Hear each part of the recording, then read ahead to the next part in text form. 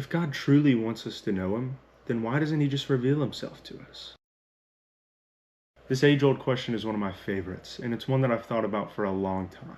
God revealed himself all the time in the Old Testament and even became a human in the New Testament. So why doesn't he interact with us in the same way that he used to? It wasn't until earlier this year when I had a conversation with two separate deists that I finally found a suitable answer. I'm going to do my best to answer this question today, but first we'll have to go back and explore this question a little further. The first question we need to ask ourselves is, why would an all-powerful, all-knowing God need to intervene with his creation in the first place? Shouldn't he just be able to kick things off and watch them play out exactly as he planned? Well, yes, but that would require God to make mindless robots without the capacity of free will. The analogy that the first deist I spoke with used was a pool table. God could just rack the balls, strike the cue, and send every ball into its respective pocket in one strike, without the need to keep interfering. And while this is a great analogy, it misses out on one very important piece of the puzzle. God is not the only will at hand.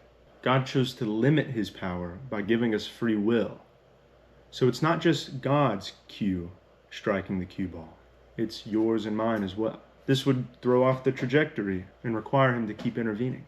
So then if God is okay with intervening to correct the course of events, and according to the Bible clearly he has, then why doesn't he show himself to us? As the second deist I spoke with pointed out, it wouldn't be difficult for him to do so fairly and effectively. He could visit us at the age of accountability, when we become mature enough to understand it all, so why not just do it?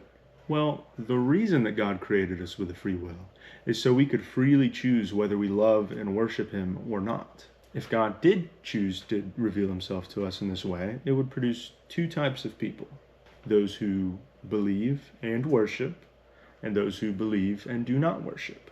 Those who believe and worship have chosen to do so out of fear of damnation, while those who believe and do not worship will live the rest of their lives knowing that God exists, and knowing that their life is ultimately meaningless because they know what eternity awaits them, resulting in a sort of nihilistic theism until they eventually succumb to fear of damnation and begin to worship. But this worship would not be out of love, it would be out of fear. Love, by definition, is freely given. It cannot be forced. So you see, if God made his existence undeniable, he would effectively be stripping you of your free will to choose. He loves you so much that he limited his power in order to give us free will so that we could choose to love him or not.